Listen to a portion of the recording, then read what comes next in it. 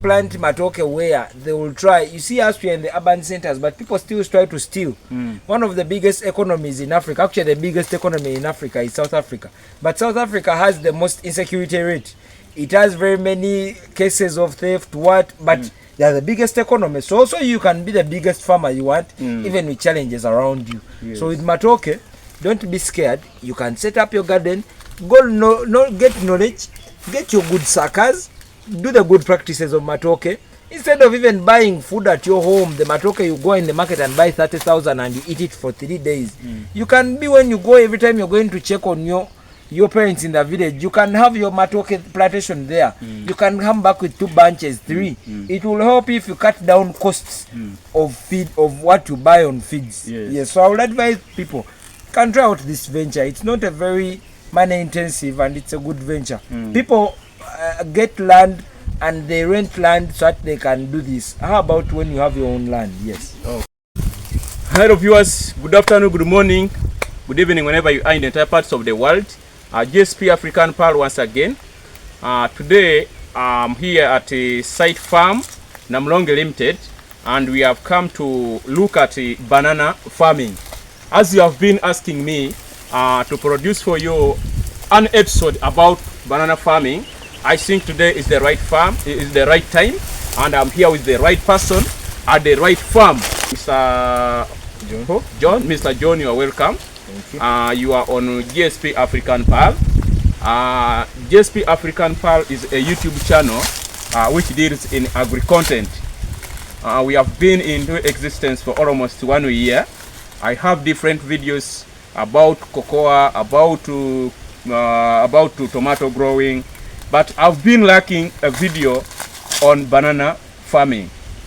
Yes. So this is maybe to add you further. This is a big channel. I have viewers from USA. I have viewers from Germany. I have viewers from Great Britain, the country of England, Scotland, to mention but a few. So as you are talking to these farmers, know that you are talking to a wide coverage. So we need to deliver what is required and which will benefit them. So you are most welcome, sir. Thank you, sir. Yes, I'm Kasilivu John once again here, representing Site Farm Namulonge Limited. Yeah. We are an agribusiness farm. We are proud farmers. We do commercial farming. We are located in Namulonge, just over 19 kilometers from 19 miles from Kampala, in the center. So we are located in literally from just outside on the outskirts of Kampala. So we are a farm, as we have seen. We do dairy, we do banana, we do plantation, we do coffee, we do crops, we do pastures, and all those other things. So also want to thank Mr. Simon here for coming and contacting us and coming to visit our farm today. We are very glad to have you here. Thank you. So I think I'll begin by asking you what I need to have a banana plantation, briefly. Yes, so what you need to have a banana plantation is, first of all, you need to have land. Land? Land is very crucial, because if you don't have land, then you can't have, because banana plantation is one of those ventures where you start and you don't have land. It can't be like vegetables and you just do it in a backyard. You need to have land if you're going to do it. Especially, we are talking about people, because we want to teach them how to do commercial banana plantation, not being 2 bunches in your for family backyard consumption. For family. We want to teach you how to do for consumption of the feeding a market for commercial purposes. So first of all, what like have said, you need to have land. Also, the other thing you need to have is the knowledge about banana plantation. Knowledge about banana plantation. Banana plantation. How do you get that knowledge? Look out for farmers who are doing the best practices in banana plantation. Love the practices they are doing and do those practices. Also, the other thing you need to look out for is, what is my market?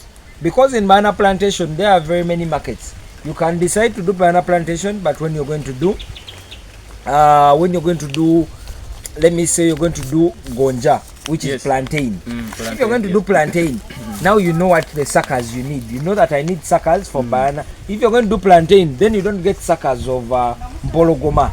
Yes, so or you don't get suckers for menvu, yes, which are the sweet bananas. Yeah. So that is also another thing you need to know. You need to know what do you want for which market do you want to satisfy. Yes, so that it can tell you the variety of the bananas that you're going to need to get, or the variety of the suckers.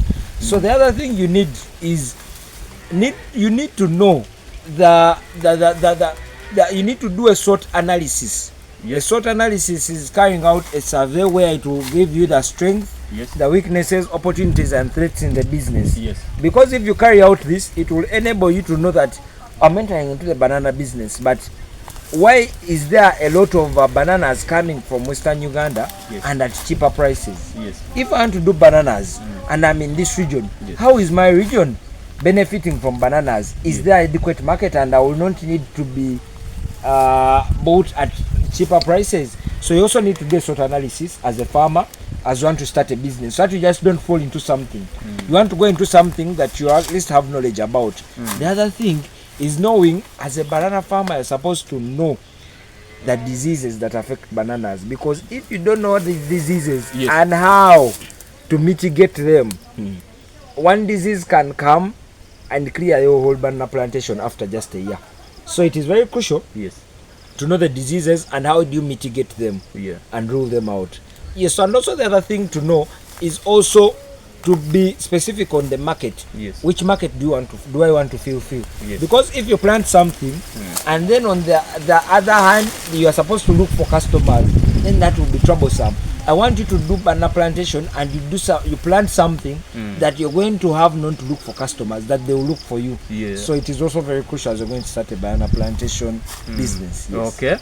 So now you talked about having land, yes, and you mentioned about the variety. Which variety are you practicing here? So we have various varieties here. Yes. First, I'm not practicing one because some of the matoke we do are for research. Yes. We do have matoke for research, yes, for our own research, and also for consumption, though we do commercial. Yeah. So for us, we have over 3 varieties of 4. Yes. So of course we have gonja. We shall see it. Gonja. It is on the line, which is plantain. Yeah. Gonja is plantain. The other variety we have mbwazirume. Yes. I think you have heard about it. Mbwazirume. Yeah, mbwazirume. So it's a very renowned.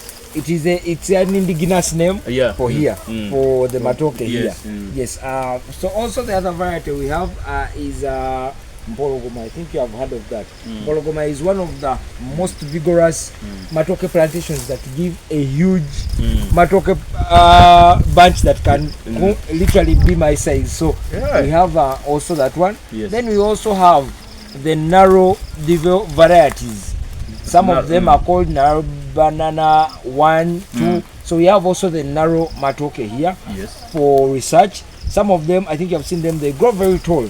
Yeah, so they are they are the narrow also. So those are some of the types that we have. Okay. Yes. I believe you, as you have mentioned, you have different types. Yes. And you said you are in research. According to the research you have made so far, which variety can you recommend for the viewers to take? I will recommend, first of all, I will do this. Yes. I will tell you this. The varieties that have been developed, or yes, call them the hybrid varieties, yes, from narrow, yes, are very good. Yeah. Many people say they are not good, but they are very good because why? They have a shorter time of harvesting the banana. Yes. They have a shorter time of harvesting the banana, and also they have developed varieties that are water efficient. That even when you don't have so much, your land doesn't have so much water, you can still get a good banana from it. Though going back to our indigenous banana plantations, they produce the sweetest banana plantations ever. They produce sweet bananas. They produce bananas that are very different. When you eat a banana that is not hybrid and one which is indigenous, you can easily tell the difference. Yes. So each of them has its own benefits, I would say. I would not choose and say this is the best or this is the worst. Yeah. All of them are good depending on what you want. Okay. Yes. I think viewers, you can see, you're hearing. It's your choice. Yes. Among the varieties that he has mentioned, it's you to decide which one to go with. If you want gonja, because I always see when people are roasting gonjwa, those from Congo, I think it's where it came from. And if you want these other ones, you can. It's your choice. It's your choice, in fact. So now, you talked about a lot of things, and I believe farmers may feel like diving into this. Yes. How can you advise them on the spacing and the planting method?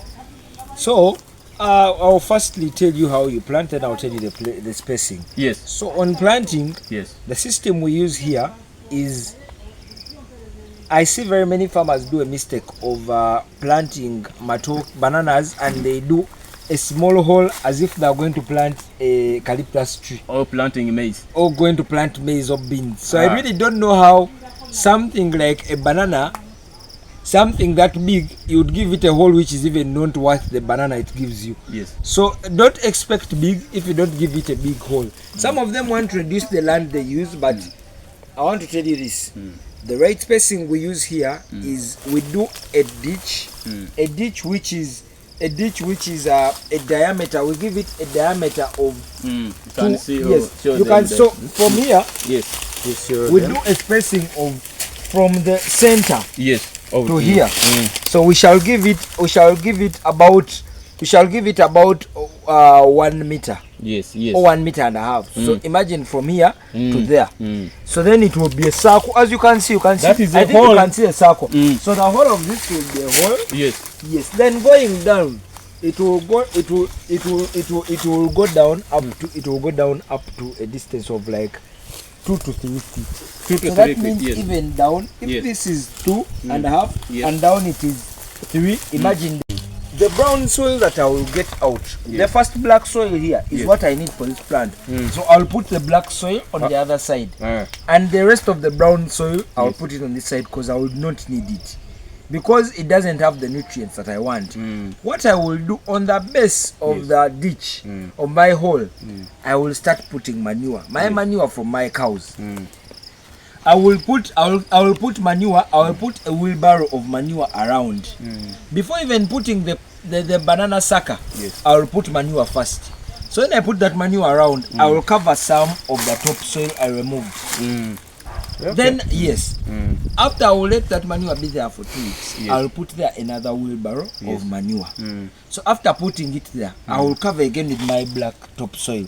After there, I will cover also the soil, then put my sucker close to the manure. That's after, let me say, a month. So why do I do that? So then after some time, I will come on adding. I'll put my sucker down. These suckers you see here, they came from down. They didn't come from up. They aren't put up. So when I put my sucker, I will cover my soil in a way that the hip goes like this. So the soil will cover like this. So I will cover even the sucker. So I cover the sucker. Can it germinate? Can it come out? And the suckers we use, they are not, I would have shown you. The suckers, we don't use suckers that are long like this one. Our suckers are small as a punch like this. Very small suckers. You get a sucker, clean it very well, make sure it is small. They come out vigorously. They grow very vigorously. So I'll cover the whole of the sucker. Then as the sucker starts growing after some time, I'll add on this black soil I removed. As I'm covering, I'll constantly also add on manure. So trust me, this plant comes from a base. Seeing it look this good, it comes from a base that it has been given a lot of manure and a lot of good soil. So that's why you see it looking like this. Because I was going to ask you how you manage your garden, because bananas are looking so healthy. It's like you have never been attacked by any disease. No. These attacks are also there, but we try to mitigate them also. But with the planting, that is the spacing, and that's how we do for the bananas. Then going to the spacing between going to the spacing between one plant to another. You can see the spacing is literally the same throughout, because we do the same spacing of 3 meters. Spacing is it? Cameraman, first come near. Let me go here. The spacing from one hole to another. It is 3 meters. Yes. Members, I think you can listen. If you are diving into this, know the spacing is saying that from one plant to another 3 meters. So maybe why do you to ask you again, why do you need to make a hole bigger? So we need to make the hole bigger. And why do you need to space like that? We want to create eating space for this plant, because these bananas eat from underneath and underneath. Why do I say that? Trust me, this banana has its roots until around here. Yeah, very many people don't know that bananas don't eat from there. So you end up finding someone putting a lot of manure there. But for us, you can see our manure is this side. It's not on the plant.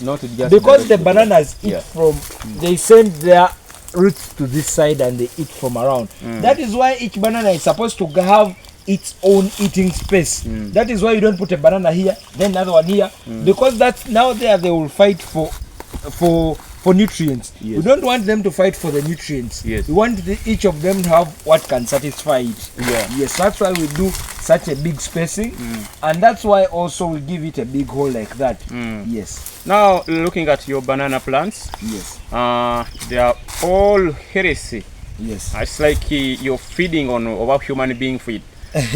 Which type of fertilizer are you using here? Are you applying fertilizers? We apply manure. Farmyard manure from our cows. Organic. It's the only manure purely organic. We have never sprayed. Yes. We have never done anything else. The other practices we use that what makes our bananas stand out is the practices that we use in management. I think you can tell by looking down here. I can say I'm not seeing there are no weeds. I will try to reduce the weeds, and also at this stage of our bananas, you will not find anyone with a hoe, because you don't want to cut the roots. When we find weeds like that, we leave them to first grow, then we pluck them with hands. Just uproot them with hands, so that we don't damage the roots of these bananas. Okay. Yes. So you want to tell me that now this is the advantage of having a mixed farm? Very much, like crops, I said. Yes. Crops and animals. Yes. So you're getting manures from the other side of the animal section, carrying them to the banana plantation, which is working. It is working for you so much, according to what I'm seeing here. So members, it is better also to have a mixed farm. Look at the advantage. It's not incurring anything in buying manures.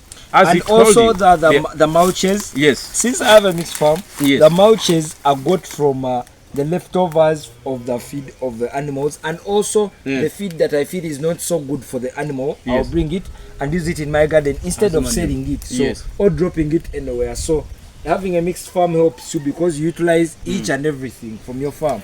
So I can see also these are the remains, that the leftovers that you get, or I can call them the waste. The waste that have been left from the other side of the animal section. Is using them as manures, so which is wonderful. You are operating on which size? What's the size of this garden? The size of this garden? Yes. So the size of this garden is 1 acre. Is an acre. 1 acre, the size of this garden. Yes, but from this, I can tell you that every week we harvest bananas not below 15. Not below 15 bunches? Every week. In this one acre. To Gayaza and sell them. Gayaza market? Yes. And do you have, is there a ready market? There is ready market, and even in our community, they don't actually, they can't be there for even like 30 minutes. Even in our community, we sell bananas to our people in our community. Yes. Hey. We even milk, we sell to people in our community before we sell anywhere else. Yes. So you say that diseases are always there. Which kind of diseases have you ever encountered here in the garden? Yes, so some of the diseases that affect but these banana plantations are diseases that come with the poor handling of the matoke post-harvest. Yes. So what I mean post-harvest is what? After harvesting your banana plantations, the practice that you use when you cut down this matoke and leave it open is what will bring diseases. Very many people see snails in the bananas. They find there things like insects. Yes. So those insects, when they lay eggs, from a practice you didn't look at. Yes. When you find an insect here, then you say a fly, and it lays eggs inside here. Yes. Then you come and cut this banana. Yes. when you cut it and this insect starts feeding inside, Yes. those are the brown things you find in the matoke. Inside. Yes. Because it has died, it will affect yes, then it starts affecting directly. And for them, when they're eating, they start from beneath. So they spoil the matoke from the beneath. So by the time a farmer, you will be seeing your leaves turning brownish. Yes. Know that matoke is already gone. You can't save it anymore. Yes. So it comes getting those diseases. It can result from the poor practices we do as farmers, and they cause us those diseases. But now, is it not expensive to set up 1 acre plantation?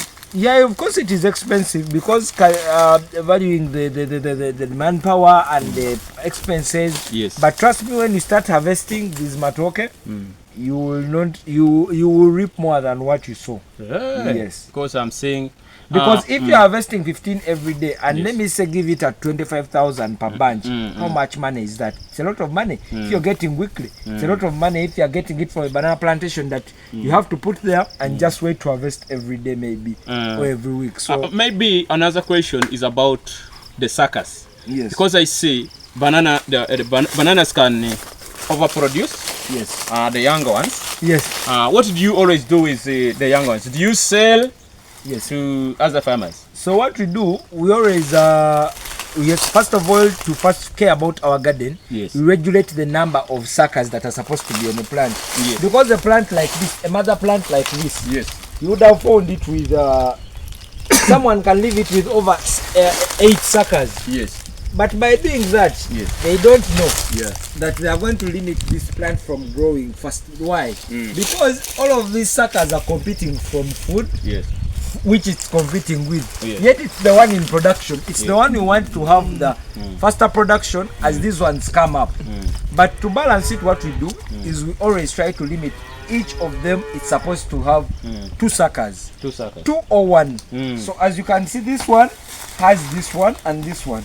This one has only this one, but it had 1 year they removed. This one has got another young one here. This one has got, so you make sure each has only maybe a maximum of 2 and a minimum of 1. But so now that's now in the management of banana plantation. Yes. So members, I think you're getting very well the farmer. Is trying to tell you the number of plants you need to have in one hole. They are supposed to be 3, or if not 3, at least 4. You should not go beyond that. And I believe you're seeing here in this garden, some other holes have big numbers like 5, 7. As he told you earlier, this is a research center. It is a research garden. They are doing research. You can even, they are trying to say that you may find that that plant, according to their research, they have realized that a hole which has many, cannot give you a big bunch compared to the one with very few plants. So always take it, try to control your holes, your plants, have 3 or not, if not 3, 4. That is the maximum in banana plantation. So maybe what I can, what else can I ask you about the management? Yeah, so about management, the other thing I can tell people is when you're doing matoke for banana plantations for business, it's always crucial also to look at with the change of weather we have in Uganda. It's always also crucial to, if you're going to do really commercial, to look at things like irrigation. You can see here we have irrigation points. At least I think you can see there. Hey, you have irrigation. We have irrigation throughout the whole garden. You are going to see there is a point there is a point down there, and also up there. So with that, it helps us. It helps us even in the dry season. Our matoke will be looking good. I think you can tell we have been in a dry season. We have been in a dry season, but you so can this tell. is the irrigation, the system you're talking about. Yeah, so this is the system. So we have a hose that is connected to it. Yes. A hose that can irrigate around to a length of, let me say, 50 meters. Really? Yes, yes. So every plant will receive water. Every plant can receive water. That's in case during dry season. When do we irrigate? We always irrigate during the dry season when it's too much. Yes, when it's too much. I think you can see the water. Cameraman, you can show them. This is wonderful.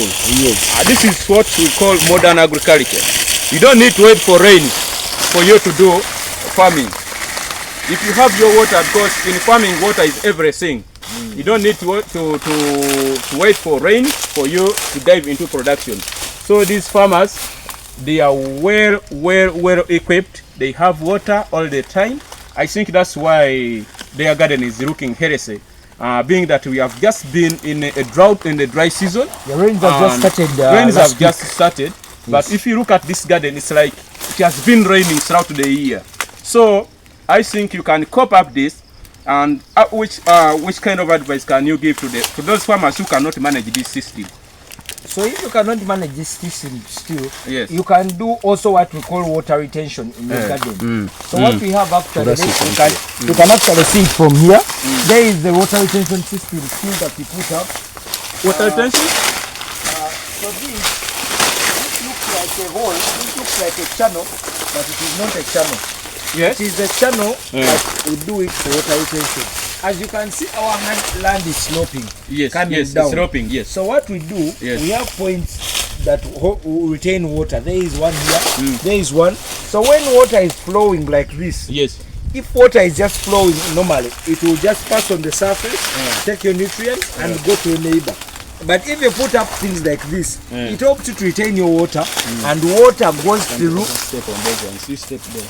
And it is going to and water goes through down and goes in our plants. So it was also a system for water retention. You can use it so that during the rainy season you will harvest all the water you can. The water will be retained in your garden and it won't go through to the neighbors. So you want to tell me that if I'm not in a position of having irrigation system, I can use the water trenches? Yes. You draw to retain water. To retain water. Yes. And I think, why do you over-mulch? Because there is too much. So we over-mulched because before, if you had come maybe like 2 months before, we hadn't mulched. Yes. Because the garden, we are still doing a lot of, we are planting some beans in the garden, remove them. Yeah. But now the garden has reached a stage of production. When the garden is in a stage of production, you don't want any interferences. You want the garden to be covered. The garden is going to be like this for some good time. First of all, to retain the water. When it rains, you want the water that has been there to retain, to be retained down. You can see an area that has been mulched is different from that area. Because you can see how it looks. You can see it is wet. Cameraman, you can show them. So we want to. You may think it has been raining. You see? So you want to. This is the purpose of mulching. So you want to retain the water. Yes. We want our soil to be like that because that is where our roots feed from. That is the importance of mulching. Okay. Yes. Maybe as we are winding up, how much do you sell these bunches when you go in the market? Bunches go to 25,000, 35,000, which is a good price. Is it a right way if we call for buyers to come here at the farm? They can even come and get them from the farm here. Yeah, no problem. They can actually come buy from the farm or find them in the market. You know, for me, I like gonja so much. Yes. Do you have gonja in a large quantity? Yeah, we have got, it's not on large quantity, but we have some. Anytime I come, I can get. Depends. Gonja we don't have on matoke. Anytime you can get, but gonja it's always like on the over like let me say like at the end of the month because gonja also takes a longer period of time to grow. Yes. So you want to tell me that it's mulching that suppressed all the weeds around here because I'm not seeing any weed around in the garden. Yes, it is mulching. Mulching. Yes. So members, I think you can see the purpose of mulching. Mulching has a very big advantage. It plays a very big role in banana plantation, or not even not only bananas, in crop production. When you mulch, you will be in a position of suppressing the weeds. Your garden will have that capacity to hold water.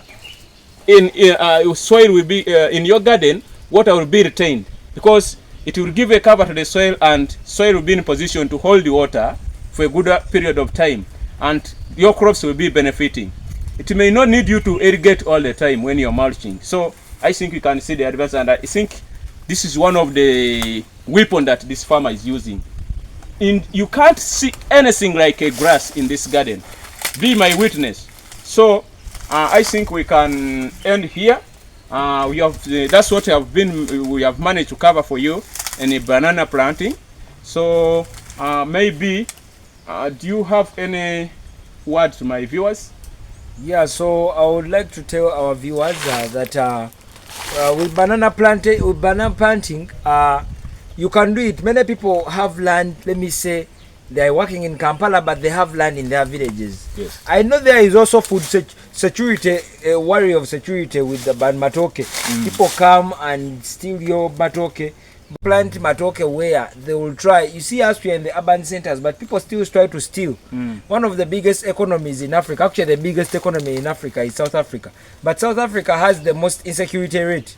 It has very many cases of theft, but they are the biggest economy. So also you can be the biggest farmer you want, even with challenges around you. Yes. So with matoke, don't be scared. You can set up your garden, get knowledge, get your good suckers, do the good practices of matoke. Instead of even buying food at your home, the matoke, you go in the market and buy 30,000 and you eat it for 3 days.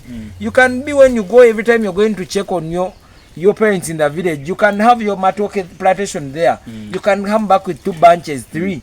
It will help if you cut down costs of feed, of what you buy on feeds. Yes. So I would advise people, can try out this venture. It's not a very money intensive and it's a good venture. People get land and they rent land so that they can do this. How about when you have your own land? Yes. Okay. Maybe, I'm very sorry to disturb you again. Just talk about this. I'm seeing your matoke is so smart. When you look into this line here, you find when you are standing in one position and turn, you may think they're in the same line. You look this way, you see a line. When you look this way, you see they are in a line. So which technique is there? Which techniques do you use to make your garden so smart? What we do is we do plan for the land that we have, and we plan for how much branches are supposed to be in that piece of land, and also do proper line management. When we were planting these bananas, we used lines. We put a rope, do a line from.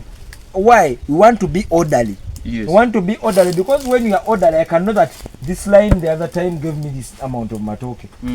Now it's supposed to give me this, because if I know, people have their matoke plantations, but if you tell him how many matokes are on this line, he doesn't know, because they plant here, then he plants the other on this line. But even as you're weeding, it is easier to weed when I'm weeding like this, because I'll give one person and I tell him today I need this portion finished. I can even easily see and say the other matoke fell down. But if the banana plantation is disorganized, you can't tell. Even if a thief has come, it is easier to see a thief who is the other side, rather than when the banana plantation is disorganized. So that is one of the reasons. But also the other thing we want to keep these things. We want to show people farming that farming is supposed to be orderly. Yes. When you open up your shop in the morning in Chukuba and you organize it, even as a farmer, I want to be organized. I think everything you have seen here we have is in a line. We put everything in a proper line because we have realized you benefit more when you do things in an orderly manner. Yes. Okay, thank you so much. We can end here. So viewers, I thank you for your time. We talked about different things, but because of time, we are not in position to give you each and everything. Next time we shall add on from there. Just continue following us. Continue following JSP African Pearl. As I promised you, my role is to inspire, motivate, and educate. So if you are ready to move with that, then you are a right person and you are on the right channel. But also continue following my friend on a YouTube channel, Site Farm Namulonge Limited. Is there to give you each and everything. So I thank you so much. Subscribe, share, comment so that we can improve. Or you can even decide on which topic do you want us to give you in the next episode or in the next coverage. So thank you so much. God bless you. Have a wonderful day.